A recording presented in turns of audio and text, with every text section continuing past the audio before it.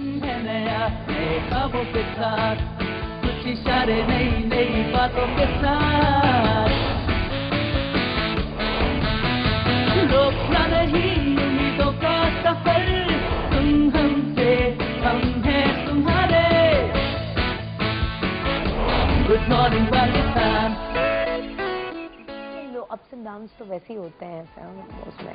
Once again welcome back, good morning Pakistan. मेरे साथ फरहान शब्बीर और फराह फारूक। आज AY न्यूज़ की तरफ से हमने इनको ज़रा खींचा है, हमने कहा हम ला के आज के इस टॉपिक पर बात करते हैं।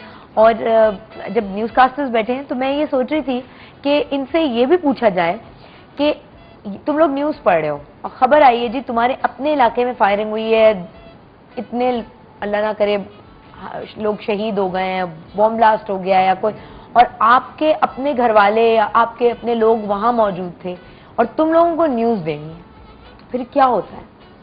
ये होता है जैसे अब पिछली दफ़ा का जिक्र है शायद कि शहर में हालात ख़राब हुए, मेरी ड्यूटी थी। अब उसमें ये जहन में अच्छा ये भी होता है हमारे यहाँ, तो अगर ब्रेकिंग चलती है तो फिर एक एक दो दो तीन तीन घंटे तक चलती है।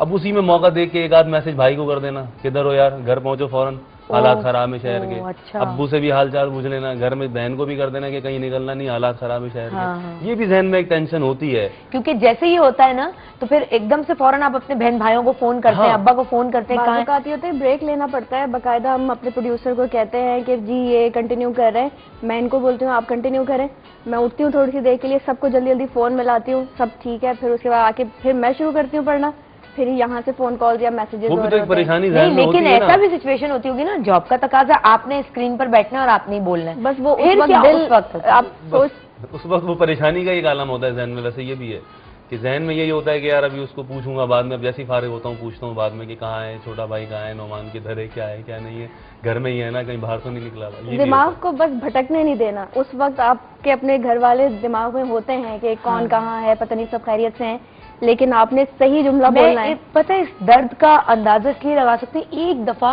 मैं मॉर्निंग शो ही कर रही थी, ये नहीं था AY न्यूज़ का था, और खबर चली कि जी डिफेंस के कराची के इलाके डिफेंस में फला कोई स्कूल है, उसमें बॉम्ब ब्लास्ट की इत्तला मिली है और मेरे बच्चे उसी इलाके के स्कूल में हैं।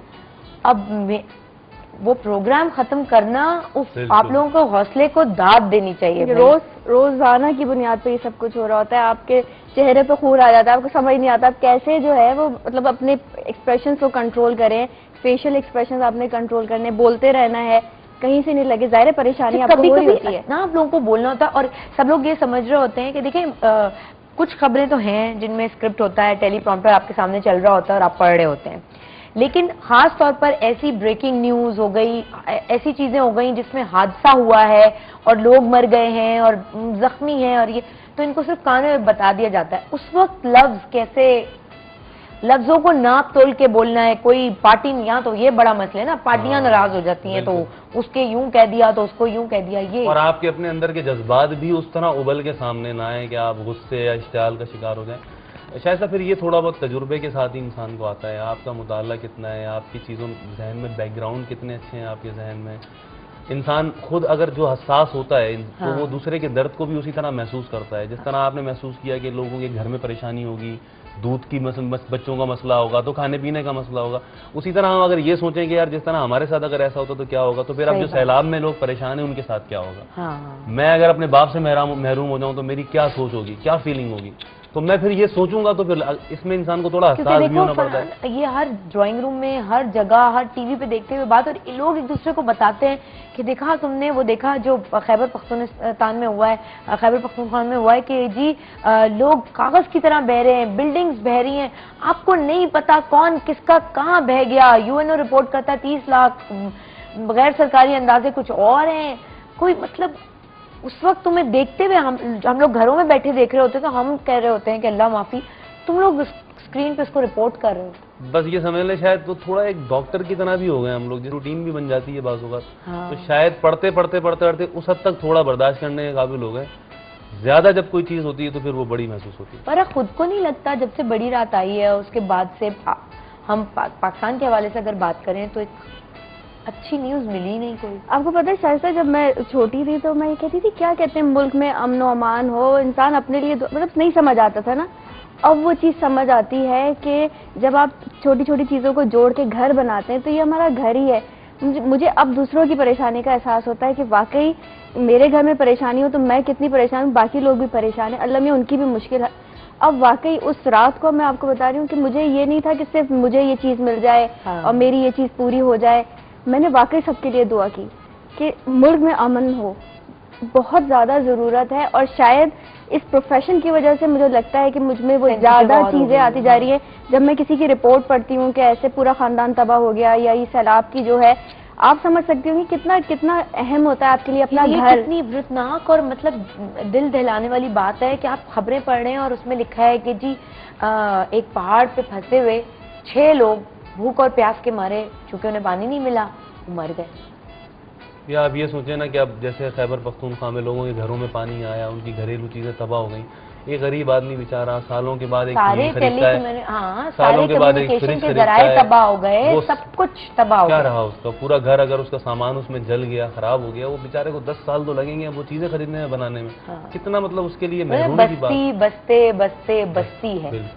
تو وہ میں نے تو اس دن بھی پروگرام میں کہا تھا کہ جی خیبر پختونخوا ان کے اپنے سی ایم نے کہا کہ 50 سال پیچھے چلا گیا ہے. بائی دا وے اسکرین پر اگر آپ دیکھیں گے تو خواجہ غریب نواز ویلفیئر ٹرسٹ کا نمبر اب بھی اسکرین پر چل رہا ہے, اور اس وقت لوگوں کو آپ کی مدد کی ضرورت ہے. پاکستانی جو ان کی مدد کرنا چاہتے ہیں اور غیر ملک میں بیٹھے ہوئے پاکستانی, ان سے بھی ریکویسٹ ہے کہ ان کی مدد کریں. میں نے آج آپ سے ریکویسٹ کی ہے تمام لوگوں سے جو اس وقت مجھے پاکستان میں دیکھ رہے ہیں کہ 4646 پر آج سچے دل کے ساتھ ان لوگوں کے لیے, ان خاندانوں کے لیے میسج کریں جن کا کراچی کے ہنگاموں میں اور جن کا خیبر پختونخوا میں سیلاب کی وجہ سے نقصان ہوا, جانی, مالی, ذہنی ٹارچر انہیں ہوا.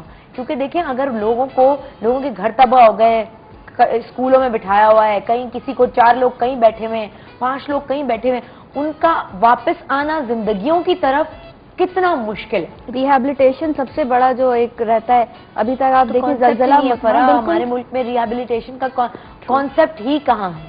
ابھی آج ہم کرتے ہی نہیں ہیں, مینٹل تو کرتے ہی نہیں ہیں, ہم مینٹلی تو سوچتے ہی نہیں ہیں, اس پہ تو ہم کبھی جاتے نہیں کہ سائیکالوجیکلی کتنے کسی شخص کو نقصان پہنچیں گے, وہ تو ہم سوچتے نہیں. ہم سوچتے ہیں چلو مادی طور پہ 10-20 ہزار کی امداد ہو جائے گی, بس ٹھیک ہے. نہیں, اور اعلان بھی کیا جائے گا 2 لاکھ روپے پر آدمی مل رہا ہے, پر پرسن یا پر فیملی, اور بیچارے کو ملے گا 20,000 روپے. کیونکہ جب مجھے یاد ہے سہیل صاحب آئے تھے, سہیل خان تھا, کیا نام تھا ان کے, وہ جو ہاکی پلیئر تھا, سہیل عباس شاید, ہاکی پلیئر آئے تھے, اور انہوں نے مجھے کہا کہ جی وہ بڑا بندہ, اس نے اتنے گولڈ میڈل لیے ہوئے اور ہیٹرکس کی ہوئی اور ریکارڈز توڑے ہوئے. پاکستانی ہاکی کا تو اس وقت حال آپ کو معلوم ہے. اس بندے نے مجھے بتایا کہ بریک کے دوران, آپ کو بتا رہا ہوں, وزیر اعظم نے میرے لیے اتنے لاکھ روپے کا اعلان کیا تھا اور وہ آج تک نہیں ملے. تو جب اس بندے کو نہیں ملے تو عام خاندانوں کو جتنے اعلان آپ کر لیں کیا ملیں گے. بڑے اعلان ہوئے کہ جی منسٹر صاحب بھی اور وزیر اعظم بھی 1 مہینے کی تنخواہیں بھیجیں گے, اور سرکاری افسر 1 دن کی تنخواہیں بھیجیں. اللہ کرے کہ آپ کی نیتیں صاف ہوں, واقعی لوگوں کو مل جائیں. وزیر اعظم کے اعلان کا تو یہ حال ہے شائستہ کہ چنیوٹ میں اس بچی کی جو آنکھیں باہر نکل آئی تھی غلط دوائی سے, وہ بچی علاج کے زندگی کی امید میں مر گئی, لیکن وزیر اعظم کے 5 لاکھ نہیں پہنچے اسے اس ملک کے کروڑ پتی لوگوں نے, اتنے بڑے بڑے ہمارے اربوں پتی سیاستدان ہیں, کسی کو اتنی توفیق نہیں ہوئی کہ اپنے خرچے پر ہی اس کا علاج کرا دیتے. تو بس اب ضرورت ہے کہ 15 دن تک چینلز اس کی خبریں چلاتے رہے, رپورٹ چلاتے رہے. بس چینلز کو تو چسکا مل گیا نا اپنے بیچنے کا, اس کے بعد اس کے ساتھ کچھ بھی ہو. ہمیں دیکھیں شائستہ یہی ہے نا کہ چینلز رپورٹ کر سکتے ہیں, ہم اس سے زیادہ کیا کر سکتے ہیں. یہ اب ہم پہ آپ پہ انفرادی طور پہ بھی ڈیپینڈ کرتا ہے. یہ ذمہ داری بھی لینی پڑے گی کہ فالو اپ بھی کرنا پڑے گا. ہم فالو اپ کے اوپر جاتے نہیں, ہمیں پتہ ہی نہیں ہوتا پیچھے کیا ہوا. ہم نے رپورٹ کر دی, یہ بھوکا, یہ اس میں کسی نے دیکھ کے کر دیا, جی وزیر اعظم نے دیکھ لیا, گورنر نے دیکھ لیا, کسی خاص سی ایم نے دیکھ لیا, انہوں نے کہا جی ہم امداد کر رہے ہیں. اب اس کے بعد اس امداد کے بعد ہوا کیا, اور واقعی